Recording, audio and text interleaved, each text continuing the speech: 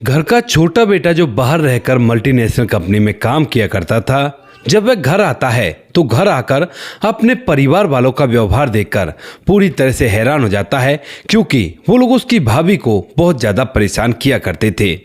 अब इसके बाद वह उन्हें समझाने की कोशिश करता है, कहता है कि मम्मी पापा ऐसा मत करो, देखो ये भी इंसान ही है और इंसान के साथ ऐसा नहीं करना चाहिए। लेकिन वो लोग उसकी एक नहीं सुनते हैं और उसकी भाभी पर हाथ भी उठाया करते हैं। तभी यहाँ पर जो घर का छोटा बेटा होता है वह एक दिन उसे अपने साथ लेकर यहाँ से उसी जगह चला जाता है जहाँ पर वो काम किया करता है। लेकिन उसके कुछ दिनों बाद जो इस परिवार के अंदर होता है उसके बारे में किसी ने कल्पना भी नहीं की थी। क्या हुआ था, पूरी सच्चाई के बारे में जानने के लिए वीडियो को अंत तक जरूर देखें। नमस्कार दोस्तों, मेरा नाम है जीतू और आप लोग देख रहे हो ब्रेन डिमांड चैनल। वीडियो को ज़्यादा से ज़्यादा शेयर करें और चैनल को सब्सक्राइब करना ना भूलें ताकि मेरा हौसला बढ़ता रहे। राजस्थान के बारां जिले के एक गांव के अंदर एक परिवार रहा करता है। परिवार के अंदर माता पिता और दो उनके बेटे हैं। बड़े वाले लड़के का नाम मुकेश होता है और जो छोटा वाला लड़का होता है उसका नाम होता है अमित। अमित जो कि उत्तर प्रदेश के ग्रेटर नोएडा में एक कंपनी में, जो कि मल्टीनेशनल कंपनी है, उसमें काम किया करता है और वहीं पर रहा करता है। तो अमित तो वहाँ पर रहकर अपना जीवन व्यतीत कर रहा है। इधर जो उसका बड़ा भाई मुकेश है वह गांव में ही एक छोटी मोटी दुकान खोलकर अपना गुजारा किया करता है। पिता भी अब छोटा मोटा काम कर लेते, थोड़ी बहुत ज़मीन है उस पर खेती बाड़ी कर लेते हैं। तो यानी कि पूरा परिवार सही कमा रहा था और कोई भी दिक्कत नहीं थी। परिवार में बड़ा ही गहरा प्यार था। यहाँ पर जो अमित है वह अपने परिवार के लिए टाइम टाइम पर उस पैसे में से पैसा बचाकर भी भेजा करता है। धीरे धीरे समय बीतता है और जैसे समय आता है 13 मार्च 2016 का, तो 13 मार्च 2016 को यहाँ पर जो उसका बड़ा भाई मुकेश होता है उसकी शादी हो जाती है। और शादी होने के बाद जो मुकेश है वह अपनी पत्नी के साथ अपने घर में रहने लगता है। मुकेश की पत्नी का नाम कल्पना होता है। और जब शादी हुई थी मुकेश और कल्पना की, तो यहाँ पर ये लड़का अमित भी आता है। और अमित जो कि बाहर रहा करता था, बहुत अलग तरह के उसके ख्याल थे, यानी कि गांव के हिसाब से तो नहीं रहा करता था। तो यहाँ पर जो कल्पना होती है उससे उसके अच्छे खासे बातें मिल जाती हैं, यानी कि जिस तरह की वो बात किया करता उस तरह की विचारधारा कल्पना की भी हुआ करती हैं। और उसके बाद उन दोनों देवर भाभी में काफ़ी अच्छी पटा करती है। वो दोनों एक दूसरे से घंटों तक बातें किया करते और यहाँ पर परिवार के अंदर जो प्यार था वो और भी ज़्यादा मेंटेन होता हुआ दिखाई देता है, क्योंकि अब तक तो परिवार ही एक साथ मिलकर रहा करता था। लेकिन जो बहू आई है वो भी परिवार से मिलकर रहा करती है, क्योंकि वह बता देती है कि कोई बात नहीं, माँ बाबूजी जैसा करेंगे वैसा ही होगा, क्योंकि वो घर के बड़े हैं। तो यहाँ पर उसको संस्कारों की नॉलेज भी थी और उसे ये भी पता था कि परिवार को जोड़कर चलना चाहिए। तो इसी वजह से यहाँ पर अब सब कुछ अच्छी तरह से चलने लगता है। जो अमित है वो बाद में अब अपनी कंपनी में चला जाता, वहाँ पर काम किया करता। जो मुकेश है वो घर पर रहकर उस दुकान को चलाया करता और साथ में अपने पिताजी का हाथ बटाया करता। माता पिता घर में रहा करते हैं और कल्पना घर की बहू होने का सारे फर्ज निभाया करती है। यानी कि जैसे भी घर का कोई भी काम होता है उस सभी काम को कल्पना किया करती और कामों को करने के साथ साथ वह अपने सास ससुर का बहुत ज़्यादा आदर सम्मान किया करती, अपने पति की बात को माना करती। और जब भी कभी उसका देवर आया करता तो उसके साथ बहुत ही अच्छा व्यवहार किया करती। और देवर और भाभी घंटों तक एक दूसरे से एक दोस्त की तरह बैठकर बातें किया करते थे। हालांकि आप लोग जैसा सोच रहे हो वैसा उनके बीच में कुछ भी नहीं था, क्योंकि कुछ लोगों का सोचना ये होगा कि देवर भाभी का नाता तो एक अलग तरह का हुआ करता है। नहीं साहब, बहुत ही अलग अलग तरह के नाते इस संसार में हुआ करते हैं। कहीं पर तो देवर भाभी का नाता आपको माँ बेटी का सा मिलेगा, यानी कि जिनके बड़े भाई की शादी आज से 10 साल पहले हो गई थी और 10 साल पहले जो देवर थे वो कितनी उम्र के थे, तो उस टाइम पर अगर उनकी भाभी आई होगी तो उस टाइम पर तो वो बच्चे के समान ही थे। तो वहां पर तो नाता माँ बेटी का सही रहता है। और हमने देखा भी है बहुत सारे घरों में जो देवर होते हैं वो भाभी को माँ कहकर भी पुकार लिया करते हैं, क्योंकि ऐसे कई घरों में हो जाता है। यानी कि जब माँ इस दुनिया को छोड़कर चली जाती है तो बड़े बेटे की शादी कर लेते हैं और उसी समय पर यहाँ पर जो बड़े बेटे की पत्नी होती है वह छोटे जो देवर होता है उसको बेटे की तरह ही पाला करती है। खैर छोड़ो इन बातों को, आते अपनी कहानी की तरफ। तो ये परिवार अच्छी तरह से चल रहा था, कोई भी कैसी भी दिक्कत नहीं थी, सभी के बीच में गहरा प्यार था। और जो अमित था वो बाहर से पैसे कमाकर अपने परिवार को भी दिया करता था। तभी एक दिन की बात होती है, जो बड़ा भाई मुकेश होता है वह एक दिन खेतों पर कुछ काम के लिए गया था और वहीं पर अचानक से उसे एक सांप ने डस लिया था। अब जैसे सांप उसे डसता है तो उसके बाद उसकी तबीयत खराब होती है। वह घर तक भी आने की कोशिश करता है, लेकिन रास्ते में ही वह नहीं आ पाता और वहीं पर गिर जाता है। अब जैसे अड़ोसी पड़ोसियों को पता चलता है कि ऐसा हो गया है तो वो लोग उसे हॉस्पिटल भी लेकर जाते हैं, लेकिन उससे पहले ही वो इस दुनिया को छोड़कर जा चुका होता है। यहाँ पर जब परिवार को ये बात पता चलती है तो परिवार भी हॉस्पिटल पर जाता है। इधर जो कल्पना उसे भी पता चलती है तो वह भी हॉस्पिटल पर जाती है और वहां जाकर जब अपने पति को देखती है, मुकेश को, तो एकदम से फूट फूट कर रोने लगती है, क्योंकि वह अपने पति से प्यार किया करती थी और उसका पति भी उसकी हर इच्छा का मान रखा करता था। तो इसी वजह से यहाँ पर वह पति के लिए फूट फूट कर रोती है, माता पिता भी रोते हैं। लेकिन तभी जो और लोग होते हैं, यानी कि गांव के और गांव समाज के जो लोग होते हैं, वो कहने लगते हैं कि अरे इसका ही भाग्य खोटा है जिस वजह से इसका पति चला गया, क्योंकि महिला जो होती है वो सुहागन पति की वजह से रहती है और इसका पति मर गया तो ये जो है कुलच्छनी है, यानी कि एक तरह से उस पर दोष मढ़ने लगते हैं कि भाई ये मनुष्य है और इस वजह से इसका पति इस दुनिया को छोड़कर चला गया। अब यहाँ पर जो सास ससुर होते हैं वो इस बात पर बिल्कुल भी गौर नहीं देते हैं और उसके बाद जैसे तैसे उनके बेटे का अंतिम संस्कार होता है। इधर जो अमित होता है वह भी आ जाता है और वहां आने के बाद माता पिता को हौसला देता है, कहता है कि कोई बात नहीं, आप आराम से रहो, मैं हूं ना, सब कुछ ठीक कर दूंगा और भैया चले गए, इसमें कोई कर ही क्या सकता है, तो आप लोग परेशान मत हो। यानी कि ऐसा समझाकर वह जब उसके भाई की शोक सभा कंप्लीट हो जाती है तो वह भी वहां से वापस चला जाता है और वहीं पर पैसा कमाने लगता है। इधर जो पिता है वो खेती बाड़ी को देखने लगता है, लेकिन तभी यहाँ पर जो गांव के अड़ोस पड़ोस के लोग होते हैं उनके मन में बातें चलने लगती है और वो बातें मन से ज़बान तक कब आ जाती हैं किसी को भी पता नहीं चलता और ये बातें आम विचार हो गए थे। यानी कि वो बातें जो उस टाइम पर हुई थी कि ये मनुष्य है, वो बातें अब गांव में फैलने लगती हैं और ये बातें धीरे धीरे जब माता पिता के कानों तक जाती हैं तो माता पिता के दिमाग में भी आने लगता है कि कहीं सच में ऐसा तो नहीं कि हमारा बेटा इसी वजह से इस दुनिया को छोड़कर गया हो। अब जो माता पिता होते हैं, यानी कि जो माँ होती है, उसके दिमाग में ये बात ज़्यादा घर कर जाती है। पिता तो सुनकर इधर उधर बात को कर दिया करता और अपने काम धंधे में लगा करता है, लेकिन जो माँ थी वह इसी बात को सोचने लगती है।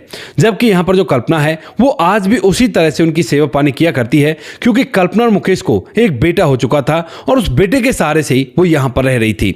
अब जब कल्पना उनकी इस तरह से सेवा करती रहती है तो तभी यहाँ पर छोटी छोटी बातों पर जो माँ होती है वो चिढ़ने लगती है। अब वो समय था जनवरी 2019 का, यानी कि जनवरी 2019 में जो मुकेश था वह इस दुनिया को छोड़कर गया था और उसके बाद ये बातें पड़ने लगती हैं। यानी कि जो सास है वो अपनी बहू से चिढ़ने लगती है और धीरे धीरे जब कुछ दिन बीतते हैं तो कुछ दिनों बाद वो उसे ताना भी मार देती है कि तेरी मनुष्यत की वजह से ही मेरा बेटा इस घर को छोड़कर चला गया। और ऐसा कहकर सास रोनी तो लगती है, लेकिन बहू जब इस बात को सुनती है तो उसके पैरों तले से जमीन खिसक जाती है, क्योंकि वो सास जो उसे अपनी बेटी से बढ़कर समझा करती थी, क्योंकि उसकी कोई बेटी नहीं थी ना, तो उसी से बेटी बेटी कहकर बोला करती थी, वो उससे ऐसा भी कह सकती है। लेकिन फिर वो सोचती है कि कोई बात नहीं, हो सकता है शायद ऐसा है कि बेटी के जाने का गम है तो इस वजह से ऐसा कर रही है। उसके बाद धीरे धीरे कुछ समय बीते हैं और समय के साथ साथ जब ये बातें बढ़ने लगती हैं तो यहाँ पर अब जो सास होती है वह अपनी बहू पर हाथ भी उठाने लगती है और जब भी कभी ससुर इस बात के लिए रोका करता तो वह उसे चुप करा दिया करती, कहती है कि तुझे नहीं पता, गाँव में सभी लोग बातें बना रहे हैं और यही मनुष्य है जिसकी वजह से हमारा बेटा इस दुनिया को छोड़कर गया है। हो सकता है इसके किसी और के साथ अवैध संबंध हो और उनके चलते इसने हमारे बेटे को इस दुनिया से विदा करवा दिया हो। अब ये बात सुनकर जो बहू होती है वो बड़ी परेशान होती है और कहने लगती है, माँ जी आप ये कह क्या रही हो, क्या मैं वहां पर सांप छोड़कर आ गई? लेकिन तभी यहाँ पर जो सास है वो कहने लगती है कि तेरा भरोसा भी नहीं है, किसी से करवा दिया हो कि वहां पर सांप से उसे डसवा देना और उसके बाद हमारा बेटा इस दुनिया को छोड़कर चला गया है। अब ये नया एलिगेशन बहू के ऊपर लग गया था, लेकिन बहू रोने के सिवा कुछ भी नहीं कर सकती और रोते हुए उसी ससुराल के अंदर बनी रहती है। धीरे धीरे कुछ समय बीतता और कुछ समय बाद जब एक बार अमित आता है तो अमित को अब तक इन बातों के बारे में कुछ भी नहीं पता था कि घर पर क्या क्या बातें हो रही हैं और वह तो आराम से अपने जीवन को जी रहा था, अपने परिवार का ख्याल किया करता और घर भी बहुत कमाया करता, क्योंकि अपनी भाभी को देखकर उसको आंखें नहीं मिलाई जाती, क्योंकि भाभी का दर्द ही काफी अलग तरह का है। लेकिन फिर भी जब वो एक बार आता है तो आने के बाद यहाँ पर देखता है कि उसकी माँ जो है वो उसके भैया की पत्नी यानी कि उसकी जो भाभी है कल्पना, उसके साथ बहुत बुरा व्यवहार किया करती है और छोटी छोटी बातों पर उसे डांट दिया करती है। इसके बाद वह एक दिन अपनी माँ को समझाने लगता है, कहता है कि माँ तुम ऐसा क्यों किया करती हो, ये बेचारी इसका क्या खोट है इसमें, भैया जो इस दुनिया को छोड़कर चले गए। तो यहाँ पर वो कहने लगती है, बेटा सच में ये मनुष्य है, गाँव वाले बता रहे थे, और तू बता अगर जिस महिला का पति मर जाए तो वो मनुष्य नहीं कहलाएगी तो और क्या कहलाएगी। अब इस बात को सुनने के बाद यहाँ पर जो बेटा होता है अमित, जो कि शहर में पला बड़ा था, शहर में रह रहा था, तो उसे इन रीति रिवाजों से ज़्यादा कोई मतलब नहीं था और ना ही ऐसे अंधविश्वासों पर वो विश्वास किया करता था। वो माँ को समझाता है कि माँ ऐसा नहीं है, तू खामखा बात का बतंगड़ बना रही है, लोगों का तो काम है कहने का। लोगों ने तो अगर तू अपने शास्त्रों के हिसाब से देखे तो बहुत सारी जगह पर ऐसी बातें कर दी जहां पर ऊपर वाले को भी दोषी बना दिया। अब इस बात को सुनकर माँ कहने लगती है कि नहीं माँ, नहीं बेटा, ऐसी बात नहीं है, सच में ये बहु मनुष्य है और इसी वजह से मैं इसके साथ ऐसा किया करती हूँ। अब ये बात देखकर भी ये तो समझ गया था कि उसकी माँ मानने वाली नहीं है, तो इसी वजह से एक दिन अपनी भाभी के पास बैठकर उससे बात करने लगता है। कहता है कि भाभी क्यों सहती हो इतना, मुझे तुम्हारे बारे में सब कुछ पता चला है और जब माँ जी और बाबूजी ऐसा व्यवहार तुम्हारे साथ कर रहे हैं तो क्यों ना तुम इस घर को छोड़कर चली जाओ। क्योंकि जो पिता था ना, जो ससुर था, वह कह तो कुछ भी नहीं करता था, लेकिन वह अपनी जो पत्नी होती है उसकी, यानी कि जो उसकी सास थी कल्पना की, उसे रोका भी नहीं करता था। यानी कि यहाँ पर ससुर का फर्ज ये बनता था कि अपनी पत्नी को रोके, कहे कि ऐसा मत करो, ये ठीक नहीं है, लेकिन वो चुपचाप इन बातों को देखता रहता था, किसी से कुछ नहीं कहता था। शायद हो सकता है बेटे के जाने का गम हो, इस वजह से ऐसा हो रहा हो, लेकिन खैर छोड़ो, जो होना था वो तो हो ही रहा था। अब इसके बाद जब बेटा अमित जो होता है, यानी कि छोटा देवर जो अमित होता है, वह अपनी भाभी से बात करता है। कहता है कि भाभी ये सब कुछ क्यों सहन कर रही हो, इससे अच्छा तो तुम इस घर को छोड़कर चली जाओ, अपने मायके में रह लो। लेकिन तभी जो कल्पना होती है वह एकदम से फूट फूट कर रोने लगती है। कहती है कि आप सही तो कह रहे हो, लेकिन क्या करूं, मैं अपने मायके में नहीं जा सकती क्योंकि माँ जी तो मुझसे बहुत कम कहा करती हैं, लेकिन जो मेरी भाभी है वो तो मेरा जीना दूभरी कर देगी और न जाने कैसी कैसी बातें मुझे कहेगी। तो इसी वजह से यहाँ पर रहकर सासू माँ की थोड़ी बहुत बातें सहन कर लूँगी, यही ठीक है, और यहीं पर अपने बच्चे के साथ अपने जीवन को जी लूँगी। ऐसा कहकर कल्पना रोने लगती है। तभी यहाँ पर जो अमित होता है उसे समझाता है। कहता है देखो तुम्हें तो पता है कि ये सारी बातें हमारे हाथ में नहीं हुआ करती और ये तो ऊपर वाले का खेल होता है, तो आप इस बात को देखकर रो क्यों रही हो। तो उसके बाद जो कल्पना वे भी अपने आप को संभालती है और धीरे धीरे 1 से 2 दिन और बीत जाते हैं। लेकिन 1-2 दिन बाद एक दिन जो लड़का होता है अमित, वह छत के ऊपर पतंग उड़ा रहा था और उसी समय घर के अंदर किसी बात को लेकर छोटी मोटी कहासुनी होती है और इस कहासुनी के चलते जो सास होती है कल्पना की, वह उस पर पिटाई लगाने लगती है। अब लड़का चूंकि छत पर पतंग उड़ा रहा था तो उसे एकदम से ऊपर से दिखाई दे जाता है, तो उसके बाद वो पतंग वगैरह को छोड़कर सीधा नीचे आता है और अपनी माँ से अपनी भाभी को बचाने लगता है। माँ जो है वो उसके सामने कहने लगती है कि तुझे नहीं पता, तू ऐसा कर, छोड़ दे, मेरा हाथ छोड़ दे और मुझे इसे बता लेने दे। लेकिन जो बेटा उसे अपनी माँ को थोड़ा सा ऊंची आवाज में भी कह देता है कि माँ ये बिल्कुल भी ठीक नहीं है, इसमें भाभी का कोई भी दोष नहीं है। अब जब घर के अंदर ऐसी लड़ाई होती है तो वो अड़ोस पड़ोस के लोग भी आ जाते हैं जो इन बातों को बना रहे थे और इन बातों का सीधा इफेक्ट उसकी माँ पर पड़ रहा था। वो लोग भी आकर कहने लगते हैं कि बेटा तेरी माँ सही कह रही है, ये मनुष्य है। लेकिन तभी अमित को बहुत जोर से गुस्सा आ जाता है और वह उन लोगों को खरी खोटी सुनाने लगता है कि कभी मेरी भाभी की जगह अपनी बेटी को रखकर देखो, अगर तुम्हारे दामाद को कुछ हो जाता और उसके बाद उसके ससुराल वाले कहने लगते कि ये तुम्हारी बेटी की वजह से है, तो क्या तब भी तुम यही बात कहते। अब इस बात को सुनते ही यहाँ पर जो और लोग होते हैं वो एकदम से कहने लगते कि अरे हमारी बेटी दामाद के साथ ऐसा क्यों हो। लेकिन तभी जो अमित होता है उन्हें खूब खरी खोटी सुनाता है कि तुम्हारी इन बेबुनियाद बातों की वजह से मेरी भाभी का जीवन नरक से भी बदतर हो गया है, जबकि हम लोग पहले ऐसे नहीं रहा करते थे। मेरी माँ जी जो अच्छी तरह से रहा करती थी, इधर जो मेरी भाभी थी वो भी शान से घर के अंदर रहा करती थी, लेकिन एक भाई इस दुनिया को छोड़कर क्या गया और तुम्हें तो मौका मिल गया हमको भड़काने का। और तुम लोग जो बात कह रहे हो, अगर ऐसा ही चलता रहा तो ऊपर वाला तुम्हें भी जल्दी से एक टाइम दिखाएगा और तुम्हारी बेटियों के साथ भी ऐसा ही होगा। जब उनके ससुराल वाले उन्हें दुखी करेंगे ना, तब तुम्हारी अकल ठिकाने आएगी। जब इस बात को अमित कह देता है तो उसके बाद उन लोगों के सर नीचे की तरफ हो जाते हैं और वह सभी लोग अपने अपने घरों के अंदर चले जाते हैं एक एक करके। अब उसके बाद घर के अंदर माता पिता और वो बहू कल्पना और साथ में देवर ये लोग रह गए थे। इसके बाद जो देवर होता है वह अभी के अभी यहाँ से चला जाता है, लेकिन जैसे ही वो अपने वहाँ पर पहुँचता है और रात भर वहाँ पर रुकता है तो उसके दिमाग में ढेर सारी बातें चलने लगती हैं, क्योंकि अपनी भाभी से वो बात कर चुका है। जो भाभी है वो कहीं और भी नहीं जा सकती और इसीलिए जब रात भर वह इस बारे में सोचता है तो उसके बाद दूसरे दिन अपने माता पिता को फ़ोन करता है। कहता है कि माँ बाबू जी क्यों ना हम भाभी की दूसरी शादी करवा दें।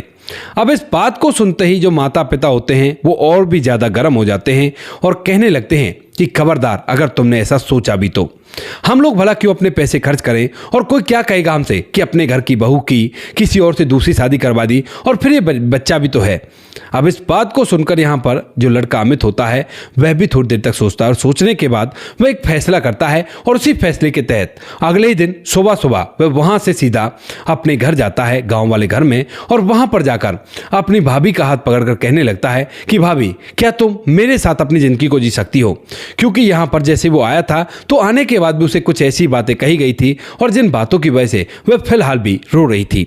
तो उसके बाद जो भाभी होती है वो कहने लगती है कि बताओ क्या करना है। तो वो कहने लगता है कि देखो, अगर तुम मेरे साथ रहने के लिए तैयार हो तो बच्चे को लो और मेरे साथ शहर में चलो, क्योंकि यहाँ तो गांव है, गांव में गंवार लोग रहा करते हैं, और ये लोग नहीं समझेंगे इस बात को कि दिल पर क्या बीता करती है। तो इसीलिए तुम ऐसा करो, मेरे साथ यहाँ से शहर चलो, और वहीं पर मैं तुम्हें और बच्चे को रखूंगा, और तुम्हारी जिम्मेवारी मैं खुद उठाऊंगा। इस बात को सुनने के बाद जो माता पिता होते हैं वो मना करने लगते, कहते कि नहीं बेटा, ऐसा नहीं कर सकता तू, अगर तू इसके साए में आ गया तो ये मनहूस है और तुम्हें भी कुछ हो जाएगा। लेकिन तभी जो बेटा है वो कहता है कि माँ बाबूजी, भले ये कितनी मनहूस सही, लेकिन मैं आज आपकी इस बात को झूठी करके साबित रहूंगा करके रहूंगा कि ये मेरे पास रहेगी और मुझे जब भी कुछ नहीं होगा। इसके बाद यहाँ से वो उसे अपने साथ ले जाने लगता है। अब पहले तो जो लड़की कल्पना होती है वो थोड़ी सी हिचकती है, सोचती है कि कहीं सच में ऐसा ना हो कि मैं मनहूस हूं और मेरे जो देवर है जिससे मैं दोस्तों की तरह बात कर लिया करती हूं वो भी इस दुनिया को छोड़कर चला जाए। तो इसी वजह से वो मना कर देती है। लेकिन जैसे वो मना करती है तो यहाँ पर जो देवर अमित होता है वो कहने लगता है, देखो भाभी, ये आखिरी बार मैं तुमसे कह रहा हूं, अगर अब तुम मेरे साथ नहीं चली और तुमने मेरा साथ नहीं दिया तो उसके बाद भूल जाना कि तुम्हारा कोई देवर भी है जो तुम्हारे साथ अच्छे से व्यवहार किया करता है, और हम दोनों की जो भी बातचीत थी वो यहीं पर खत्म है। मैं जीवन भर ना तो तुम्हारा चेहरा देखूंगा और ना ही तुमसे बात करूंगा। अब जब कल्पना ये सोचती है कि ना तो कोई उसका ससुराल में है ना कोई मायके में है, केवल एक ये देवर है ले देकर जिससे बातचीत कर लिया करती है, और यहाँ पर ये देवर भी उसे समझा दिया करता, उसकी भावनाओं को समझा करता है। तो उसके बाद वह पहले तो थोड़ी देर तक सोच विचार में पड़ती है, लेकिन फिर कह देती है कि ठीक है, अगर आप ऐसा चाहते हो तो ऐसे ही हो जाएगा, चलो मैं आपके साथ चलने के लिए तैयार हूं। उसके बाद यहाँ पर जो कल्पना का देवर होता है वह उसे लेकर वहां से सीधा ग्रेटर नोएडा चला जाता है, और जो कमरा उसने ले रखा था उसे छोड़कर एक फ्लैट ले लेता है जिसके अंदर वह अपनी भाभी के साथ रहने लगता है। लेकिन जैसे वो वहां पर रहता है तो अड़ोस पड़ोस के लोग तरह तरह की बातें बनाने लगते हैं कि इस तरह से देखो, किसी बच्चे की मां को ले आया है और उसके साथ रहा करता है। और यहाँ पर जो उसके दोस्त होते हैं जिनको पता था इन सब चीजों के बारे में, वो भी कभी कभी ऐसा मजाक कर दिया करते हैं कि अब तो भाभी घर पर रह रही है, आनंद से जीवन व्यतीत हो रहा है, कोई भी दिक्कत नहीं होगी। यानी कि वो गलत तरीके से इस बात को कह दिया करते थे। जब इन बातों को वो सुनता है तो एक दिन इन बातों को कल्पना को बताता है, और जब कल्पना इन बातों को सुनती है तो उसके बाद कहती है कि अब लोगों का मुंह थोड़ी ना रोक सकते हैं, और इनके मुंह बंद करना है अगर तो एक ही रास्ता है। तो वो पूछता है कि कौन सा रास्ता? तो वो कहने लगती है कि अगर तुम मेरी इतना ही ख्याल रख रहे हो तो क्यों ना तुम मुझसे शादी कर लो, और उसके बाद इन लोगों का मुंह भी बंद हो जाएगा और मैं गांव में भी अच्छी तरह से रह सकती हूं। क्योंकि जिस दिन से अमित ने गांव से नाता तोड़ा था उसके बाद से वह काफी ज्यादा परेशान रहता है। कई बार उसके माता पिता के फोन आया करते हैं लेकिन वो फोन काट दिया करता है, और इस बात को सुनने के बाद उसे भी ऐसा लगता है कि सही कह रही है, शादी तो मुझे वैसे भी करनी है और इससे अच्छी जीवन साथी मुझे नहीं मिल सकती, मेरे भाई का लड़का, और हम लोगों का जीवन आराम से व्यतीत हो जाएगा। ऐसा सोचकर जो अमित है वो फैसला करता है कि वह अपनी भाभी से शादी करेगा, और उसके बाद तारीख होती है 19 फरवरी 2020 को वह अपनी भाभी कल्पना से शादी कर लेता है। शादी करने के बाद वह ये खबर अपने माता पिता को और कहता है कि गांव वालों को बता देना। तो यहाँ पर माता पिता जो होते हैं वो अब तक समझ चुके थे और कहते हैं कि बेटा, हम लोग समझ गए हैं कि ऐसा वैसा कुछ भी नहीं है, और अच्छा किया जो तुमने शादी कर ली, क्योंकि ऐसा बहुत से लोग करा दिया करते हैं, अपने छोटे बेटे की शादी करा देते हैं ताकि घर ना बिगड़े। और जब हमने एकांत में रहकर इस बात को सोचा कि हमारी बहू तो बहुत अच्छी थी, हमने खामा उससे ऐसा वैसा कहकर ये सारी बातें बढ़ा दी, तो उसके बाद हमें एहसास हुआ, उसी वजह से हम तुम पर फोन तो किया करते थे, लेकिन तुम जब फोन नहीं उठाते हो तो हमें लगता है कि तुम नाराज हो और कुछ दिनों में फोन कर लोगे। अच्छा किया जो तुमने शादी की, तो ऐसा करो, तुम बहू को लेकर यहाँ पर आ जाओ, बहू और बेटा यहीं पर रहेंगे और तुम आराम से अपने जीवन को जीना, यहाँ पर आकर मिलते रहना। उसके बाद आज तक यानी कि 2020 के अंदर इनकी शादी हुई है और 2026 तक वो लोग खुशियों के साथ अपना जीवन व्यतीत कर रहे हैं। एक बच्चा और उनको हो चुका है। तो दोस्तों ये थी आज की कहानी। आपको जैसी भी लगी हो कमेंट सेक्शन में बता देना। वीडियो अगर अच्छी लगी तो वीडियो को लाइक और चैनल को सब्सक्राइब जरूर करें ताकि हमें थोड़ा सा हौसला मिल सके आप लोगों के लिए ऐसे अच्छे वीडियो बनाने के लिए। इन कहानियों को सुनाने का उद्देश्य किसी को परेशान करना बिल्कुल भी नहीं है। ये कहानी आपको इसलिए सुनाई जाती है ताकि आप लोग इन कहानियों में से कुछ ना कुछ सीख सको और अपने जीवन में उस चीज को अप्लाई कर सको। मिलते हैं किसी नेक्स्ट वीडियो नए टॉपिक के साथ, तब तक के लिए जय हिंद, जय भारत, जय हिंदुस्तान।